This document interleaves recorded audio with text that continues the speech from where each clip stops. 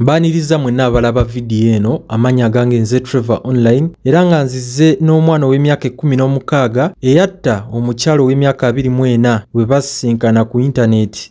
Ekiwayi ky'emisango ejja naggomola mu kkooti enkulu mu kibuga Kampala kyakaliza omwana omulenzi w'emyaka 16 ekibonerezo ekisembayo kyakusibwa myaka 3 awatali kujulira. Omulamuzi Margaret Mutoni eyawa ensala eno nga 16 omwezi guno ogwokuna omwaka 2025 yagamba nti omuvunaanwa teyamalira kkooti budde era nakkiriza omusango ogwali gumuvunaanwa ogw'okutta Latifa Wotali eyali atemera mu gy'obukulu 23.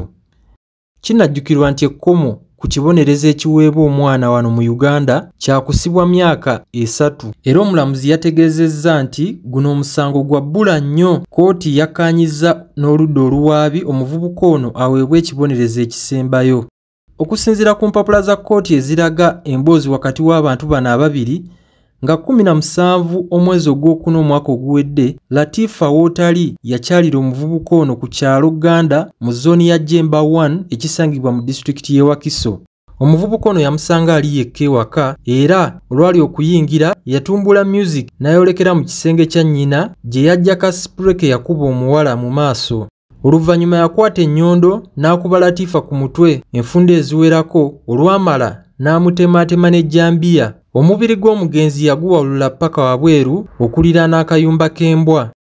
Omuvubuka ono olwamaliriza ebyo byonna yalongoosa omusaayi mu nnyumba n'ayokya engoye ze yali ayambadde ezaali zivulubanye omusaayi olwamala n'anaaba era n'akyusa bulungi engoye. Ndagamuntu y'omuwala, engatto ze, essimu ye, ejjambiya 2 ssaako n'ennyondo byonna yabisuula mu kabuyonjo. Omwana ono yatula mu ddiiro ng'ewatali kibaddewo okutuusa muganda we bwe yayingira n'alaba omulambo we yali agutadde. Omuvubuka ono yategeeza muganda we nti asse omuntu. Muganda we teyalonzalonza, yategeeza nnyina eyakubira poliisi wabula omwana ono yadduka oluvannyuma n'akwatibwa ng'ali wa mwannyina. Omwana ono yategeeza nti yatta Latifa ng'entabwe yava ku luyombo wabula kyazuulwa nti yali akozesa ebiragalalagala. Kkooti yasambajja byonna ebyali biteeberezebwa nti omuvubuka ono yandiba yakabasanya omugenzi wabula lizaati zaakakasa nti tewali kyaliwo. Olw'ebikolwa bino eby'entiisa, omulamuzi yawadde omwana ono ekibonerezo ekisembayo kyakusibwa myaka 3 awatali kujulirwa wabula ebbanga lya myezi 11 n'ennaku 7 lyamaze ku limandi lyakutoolwako ku kibonerezo kye akole obusibe bwa myaka 2 n'ennaku 23. Omulamuzi yagasseeko nti omuvunaanwa waanaaweereza emyaka 18 waakuteekebwa mu kkomera ly'abakulu. Omulamuzi yategeezezza nti okusinziira ku muwendo gw'abaana abatanneetuuka abeenyigira mu bumenyi bw'amateeka abavunaanyizibwa ku nsonga y'abavubuka ne ssemateeka nga muno mwe muli minisitule y'ekikula ky'abantu ne minisitule y'ensonga za ssemateeka balina okuvaayo n'ebibonerezo ebikakali eri abaana abakozesa obukambwe obw'ekika ekya waggulu ssaako n'ebissi. Omulamuzi Mutoni yanokoddeyo obunafu bw'ekkomera ly'abaana Kampiringisa National Rehabilitation Center litalina busobozi kukuuma bazzi ba misango ab'ekikula kino mu kifo ekitalina byakwerinda nga tekirina na kisaakaate kulemesa basibe kutoloka.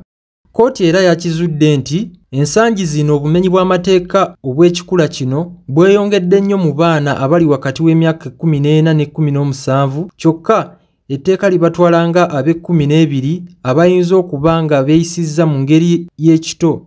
Omulamuzi yagasseeko nti etteeka lye limu liyisa omwana abadde avumbula naddala mu misango egy'obukaba eri mwana munne ali wakati w'obuwere paka ku muwala ow'emyaka 14 kyokka nga kye bakoze kyabadde kigenderere nga nabo bakimanyi nti kikyamu. Omulamuzi yawabudde mwenna abeenyigira mu kwogerezeganya ku mitimbagano mubeere beegendereza naddala ku lusisinkano olusooka lwa nsonga abantu bangi bazze babatemula. Ono era ategeezezza nti kyandibadde kirungi n'otegeeza ku bantu bo gw'ogenda okusisinkana ebimukwatako n'ekifo kye mugenda okusisinkaniramu.